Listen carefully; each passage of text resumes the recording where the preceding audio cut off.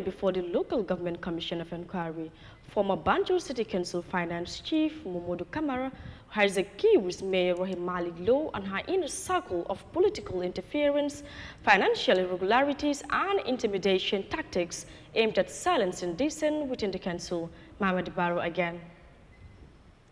Allegations of bribery, financial mismanagement, and political strong-arming have surfaced at the Banjul City Council as former finance director Momodu Kamara delivered damning testimony before the Gambia's Local Government Commission of Inquiry on Monday.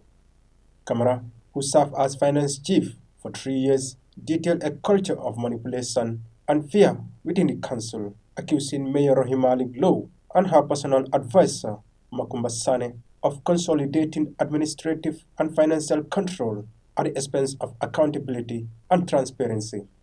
Central to Kamara's testimony was his refusal to approve a check worth $900,000 linked to the Banjul Austin City project.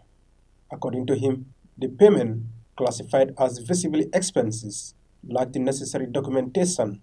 He claimed that shortly after resisting the approval, he was abruptly removed from the project steering committee, as he advocated for all financial decisions under the project to pass through the full steering committee, but claimed this protocol was routinely ignored. In a more shocking revelation, Kamara alleged that BCC councillors were summoned to the mayor's office and handed envelopes containing $2,000 each. The cash he claimed was offered in exchange for their signature on a document supporting his administrative leave from the council, but only one councillor reportedly declined the offer. Who was involved in this? I know Mamla Jasi, Alfuseni Gano, and Mustafa Bachili. And Bachili sat in his car and tell them to bring the check, let me sign. Then when they came to you? On a Friday, yes. Where on a were Friday you? Afternoon. I was in my office. I always close late. And they drove together in one vehicle? No, Bachili was in his car. Okay.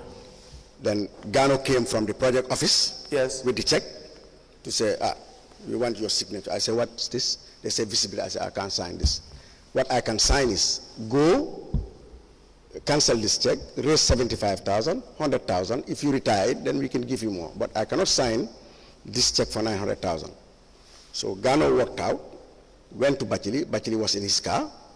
Then Bachili walked in, took the check himself, came to me to say, Gainde, don't sign. I can't sign this. How did he call you Gainde? Well, Gainde. That's how you guys call each other? Yeah, yes.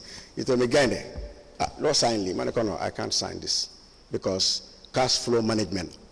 Yeah, 900,000 is 1 million. Whatever is going to happen here towards Monday, 100,000 can do it. And again, I don't see any supporting documents for me to do the needful. So what happened? So what happened is he walked away. Then on a Monday morning, that week, the committee is disbanded. Kamara described the environment as ethically bankrupt, asserting that decision-making power was concentrated in the hands of the mayor and her advisor, sidelining other officials. From staffing decisions to budget allocations, everything was tightly controlled, he told the commission. He also drew attention to disparities in fuel allowances, stating that the mayor received $15,000 weekly, totaling over $780,000 annually, with no fuel register in place to monitor usage. In contrast, the chief executive officer received $4,000 per month, while Kamara himself was allocated $3,000. In 2021 alone, $6 million was budgeted for fuel, $4 million of which was earmarked for the dump site, he revealed. Well, 6 million. Yes. For 2022? 2021? 2021. 2021. 2021? Yes, 2021, yes. But that's all you have. It did not tell you which department should be given what? Maybe those details will be found at the drawing board stage. But the lump sums is what find itself. At the preparatory stage? Yes, at the preparatory stage. So, but we don't have.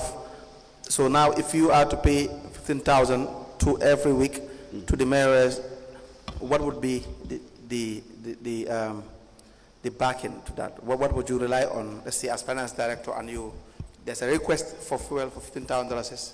What would you look into to see whether the request is legitimate.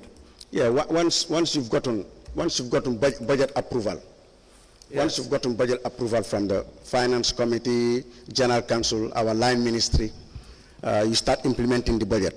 On the issue of council lending, Camara said BCC lacked a formal loan policy, despite his proposals to create one and establish a vetting committee. Loan decisions were often handled informally by either himself or the CEO. Reflecting on his tenure, Camara described it as turbulent and riddled with intimidation. He testified to being arrested on multiple occasions, pressured to surrender revenue records, and ultimately forced out for challenging questionable practices. The Commission has since accepted a range of documents submitted by Camara, including internal memos, budget plans, and project contracts, all of which have been entered into evidence as the inquiry deepens its probe into BCC's internal governance. As proceedings continue, the public awaits further testimony to uncover the full extent of the alleged misconduct at the country's most scrutinized municipal council. Reporting for Eyeafrica News, I am Mamadi Barrow.